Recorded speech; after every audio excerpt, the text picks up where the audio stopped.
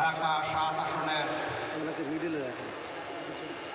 আজকে 11 দলীয় নির্বাচনী পক্ষের সমর্থিত প্রার্থী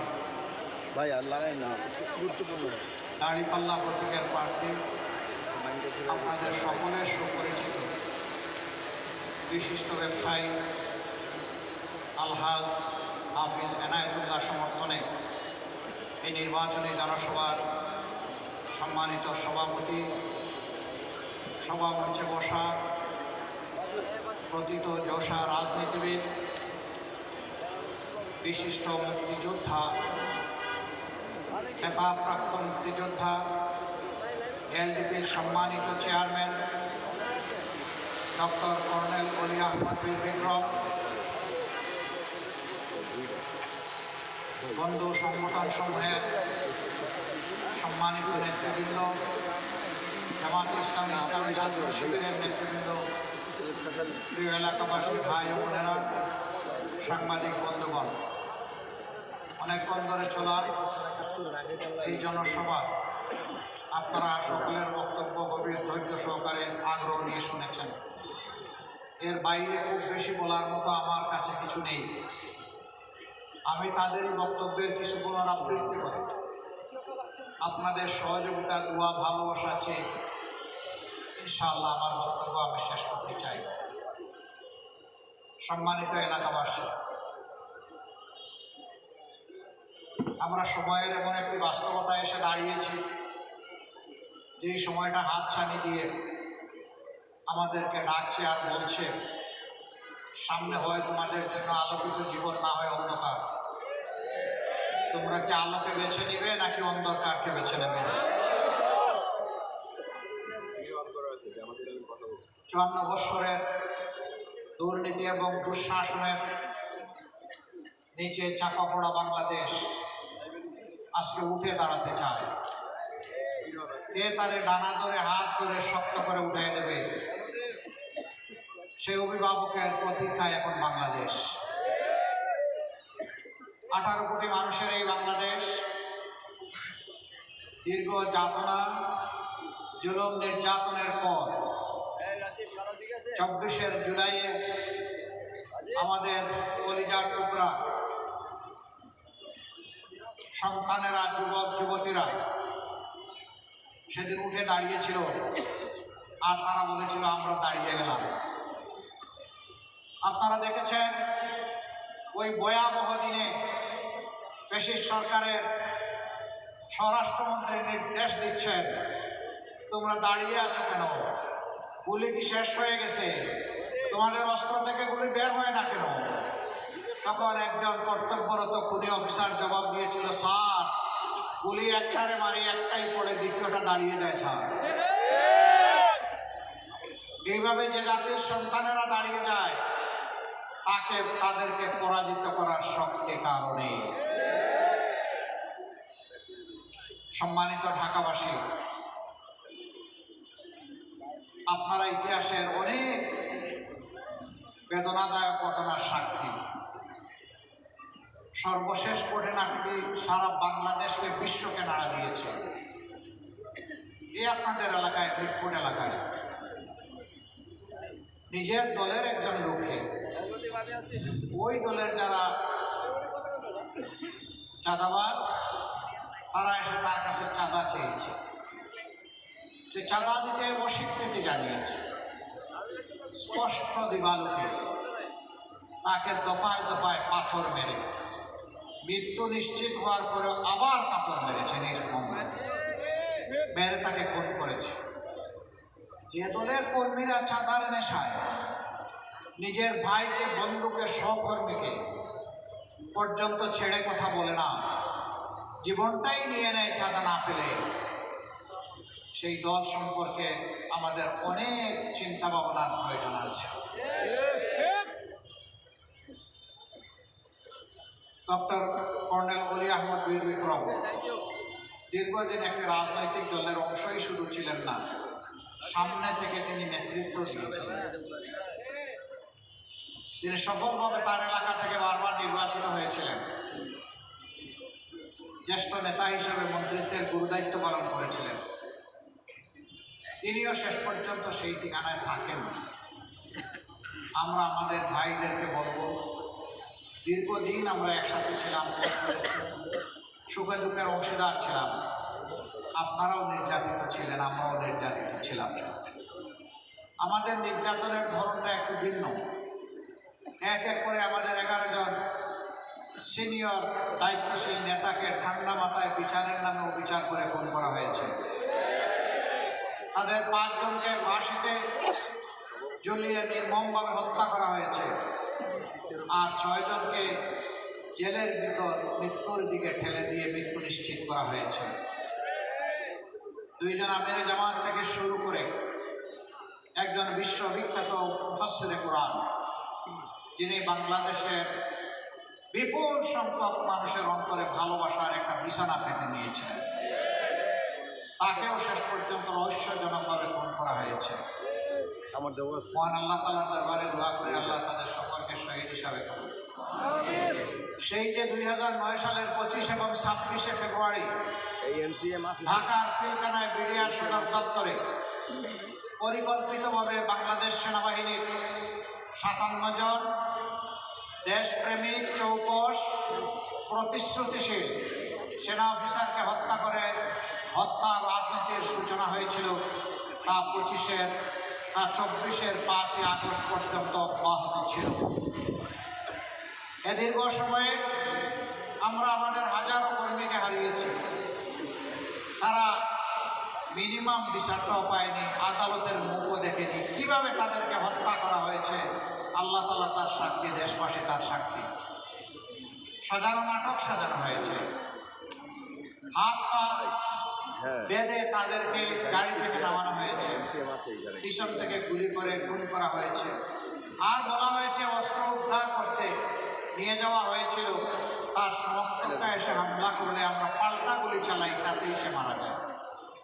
আর কেউ মারা যায় না, মারা যায় ওই ব্যক্তিটি যাকে ধরে নিয়ে কালো কাপড় দিয়ে চোখ বেঁধে হাতের মধ্যে হ্যান্ডকাপ পরিয়ে দাঁড় করিয়ে রেখে হত্যা করেছে, শুধু সেই মারা যায়, আর কেউ মারা যায় না। এগুলা সব ছিল সাধারণ নাটক। সেই নাটকে কত মায়ের কুল কালে হয়েছে। আমি সেই মায়েদের অনেকের মুখোমুখি হয়েছি, আমি তাদের চোখে পানি দেখি না, আমি রক্ত দেখেছি। বিশেষ করে 24-এর গণঅভ্যুত্থানে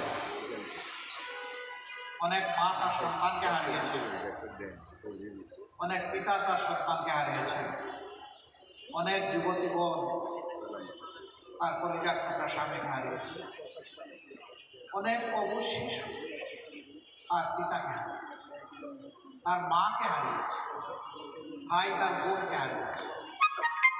এইভাবে নারী, পুরুষ, শিশু, বৃদ্ধ নির্বিশেষে মানুষগুলাকে খুন করে কাড়ি কাড়ি লাশে পরিণত করা হয়েছে।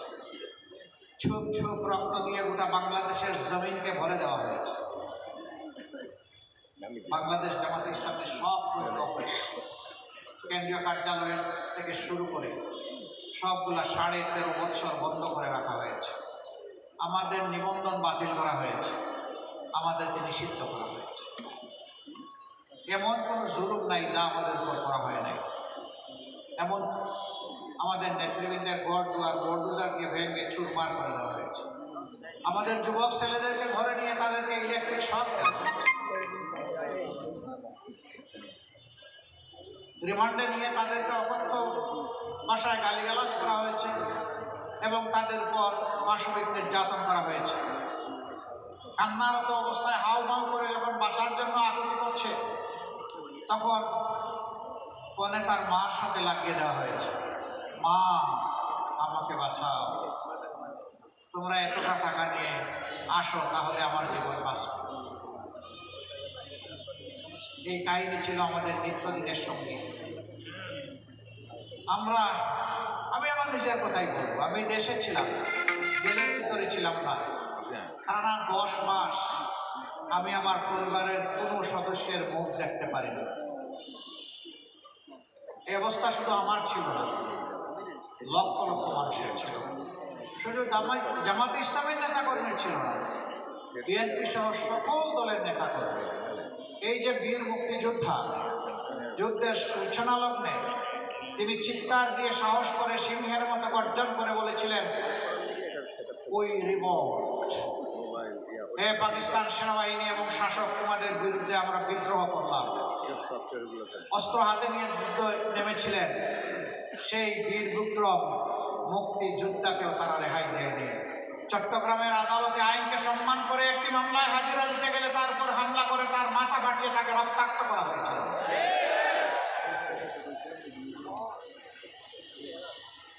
এখানে জাগবার সহসভাপতি আছেন, তার পিতার কোনো অপরাধ ছিল না, শুধু জামাতে ইসলামের একটা মিটিংয়ে এসেছিলেন। সেই অপরাধে তার বিরুদ্ধে মামলা দিয়ে চিটাঙ্গের আদালতে, ঢাকার আদালতে তাকে এক জেল থেকে আরেক জেলে টানাটানি করা হয়েছে।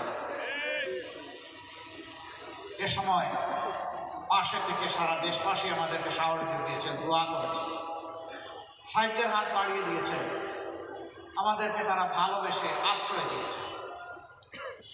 আমাদের মতো মানুষকে আশ্রয় দেওয়ার মানে ছিল জীবনের ঝুঁকি নেওয়া, সম্পদের ঝুঁকি নেওয়া, ইজ্জতের ঝুঁকি নেওয়া। তারা শুধু আল্লাহর জন্যই ঝুঁকি নিয়েছেন।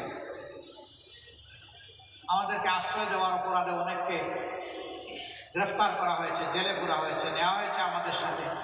একটা সময় আদালত আমাদেরকে হয়তোবা জামিন দিয়েছে, কিন্তু জেদ মেটানোর জন্য যারা আমাদেরকে আশ্রয় দিয়েছিলেন তাদেরকে জামিন দেয়নি। আমরা যাদেরকে পছন্দ করি না তাদেরকে আশ্রয় দিয়েছে কেন? ও আমার মায়েরা, ও আমার বোনেরা, ও আমার ভাইয়েরা, আমাদের কঠিন কষ্টের সময় এই যে আপনারা আমাদেরকে আশ্রয় দিলেন, তার তো কোনো বিনিময় আমরা দিতে পারবো না এই জগতে। আমাদের কাছে তো কোনো প্রতিদান নেই। আমরা শুধু গভীর শ্রদ্ধা করে আজীবন আপনাদের কাছে কৃতজ্ঞ থাকবো, আর আল্লাহ তাআলার কাছে দোয়া করবো আল্লাহ যেন দুনিয়া আখিরাতে আপনাদের মর্যাদা বাড়িয়ে দিন। যেভাবে বিপদে আমাদেরকে আশ্রয় দিয়েছিলেন, আল্লাহ যেন আখিরাতের বিপদ আপনাদেরকে দূরে ঠেলে দিয়ে, আপনাদের থেকে সরিয়ে দিয়ে আল্লাহ তাআলা তার মায়ার জান্নাতে নিরাপদ আশ্রয়ের ব্যবস্থা আপনাদেরকে করে দেন। প্রিয় দেশবাসী, আমাদের এই কান্না ভেজা দিনগুলো গিয়েছে। আমাদের যে নেতৃবৃন্দ সমস্ত যোগ্যতা উজাড় করে সততার সাথে আল্লাহকে ভয় করে দেশকে ভালোবাসে, মানুষকে ভালোবাসে, এই দেশে সেবা খেদমত করেছেন, রাজনীতি করেছেন, জগতের সবচেয়ে নিকৃষ্ট অপবাদ তাদের বিরুদ্ধে দিয়ে তাদেরকে খুন করা হয়েছে। আল্লাহ আছেন না, সামিউন বাসির, তিনি সব কান্না শুনেন এবং তিনি সব মজলুমের চেহারা দেখেন। আল্লাহই হচ্ছেন মজলুমের প্রকৃত বন্ধু। আমরা শুধু আল্লাহকে বলতাম যে আল্লাহ, এই জনপদ থেকে জালিমদেরকে তুমি হটিয়ে দাও, কিন্তু কল্পনাও তো করিনি আল্লাহ তাআলা এরকম একটা সমাধান দেবে।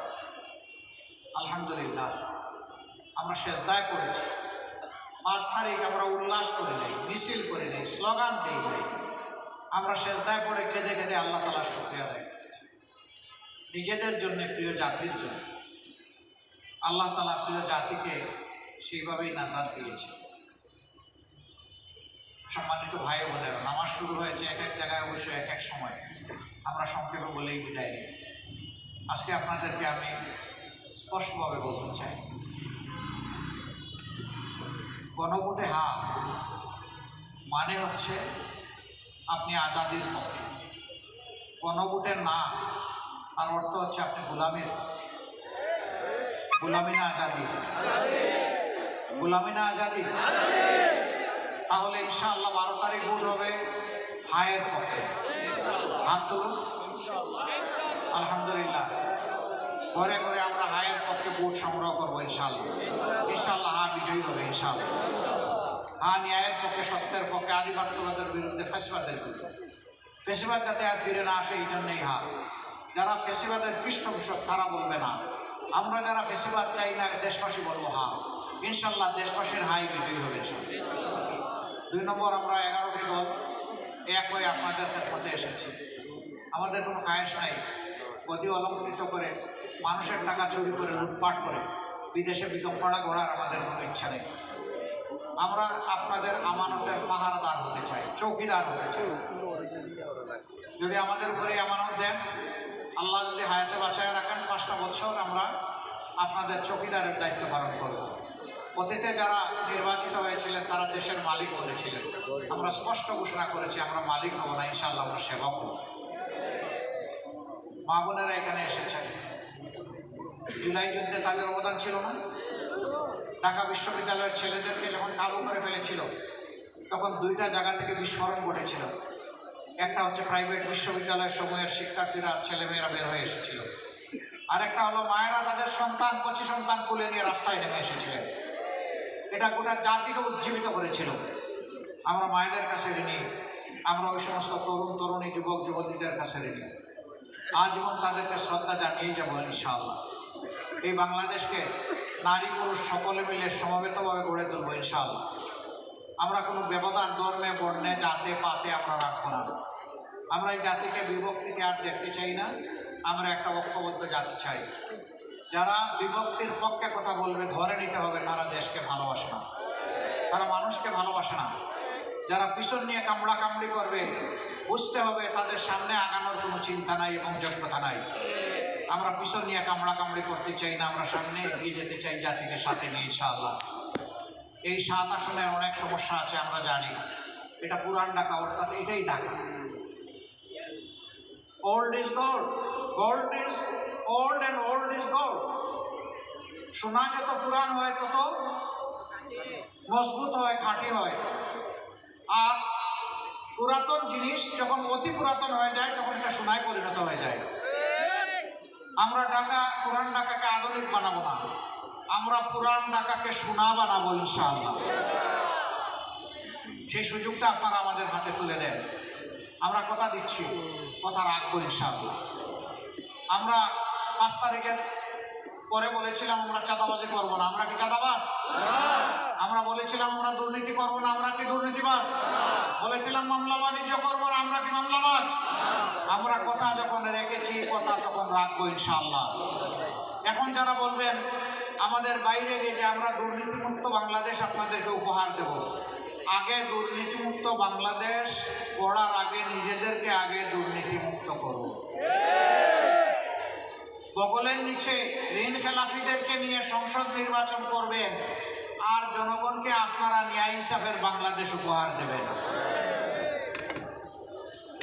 এ সমস্ত ঘুম পড়ানো, মন বুলানো গান আর চলবে না। সদিচ্ছা থাকে আগে এদেরকে আপনারা বাদ দেন, বাদ দিয়ে বলেন দেখেন আমরা এভাবেই দুর্নীতিমুক্ত বাংলাদেশ গঠন করবো। আমরা আপনাদেরকে মোবারকবাদ জানাবো, জাতীয় আপনাদেরকে মোবারকবাদ জানাবো। সম্মানিত ভাইয়েরা এবং বোনেরা, আসুন তাই 12 তারিখ আমরা ইনশাআল্লাহ গণভোটে হা বলি এবং 11 দলের প্রতীককে বেছে নেই আগামী দিনের নতুন বাংলাদেশের জন্য। যুবক যুবতীরা, আমরা ভাই বোন তোমাদের হাতে কোনো বেকার ভাতা তুলে দিতে পারবো না এবং দেব না, বরঞ্চ আমরা তোমাদের হাতে মর্যাদার কাজ তুলে দিতে চাই, যাতে সম্মানের সাথে তোমরা গর্বিত নাগরিক হিসাবে এই দেশের অগ্রগতিতে অবদান রাখতে পারো। যুবকরা যুবতীরা ইতিমধ্যেই জানিয়ে দিয়েছে তারা ন্যায়ের পক্ষে আছে, তারা চাঁদাবাজদের পক্ষে নাই। 5টা বিশ্ববিদ্যালয়ে সেই রায় দেওয়ার মাধ্যমে গোটা জাতির চোখ খুলে তারা দিয়েছে। তোমাদেরকে মোবারকবাদ। আমরা ঢাকাবাসীকে মোবারকবাদ জানাচ্ছি। আপনারা যেভাবে আমাদের ডাকে সাড়া দিচ্ছেন আমরা আশাবাদী 12 তারিখ বাংলাদেশের 18 কোটি মানুষের বিজয় হবে ইনশাআল্লাহ। বিশেষ কোনো দলের বিজয় নয়, আমরা জনতার বিজয়, 18 কোটি মানুষের বিজয় চাই। আল্লাহ আমাদেরকে কবুল করুন। এবার আমি আপনাদের সকলের পক্ষ থেকে 11 দলের পক্ষ থেকে এই এলাকায় যাকে 11 দলের পক্ষ থেকে আমরা সংসদ সদস্য পদপ্রার্থী হিসেবে আপনাদের সামনে উপস্থাপন করেছি আমাদের ভাই হাফেজ জনাব এনায়েতুল্লাহ সাহেবকে আমরা ইনসাফের প্রতীক দাড়িপাল্লা তার হাতে তুলে দিলাম। ভাই মার্কা আছে, কোনসে মার্কা, কোন মার্কা আছে, কোনসে মার্কা? ইনশাআল্লাহ, ইনশাআল্লাহ, লিল্লাহি তাকবীর। আসসালামু আলাইকুম রহমতুল্লাহ।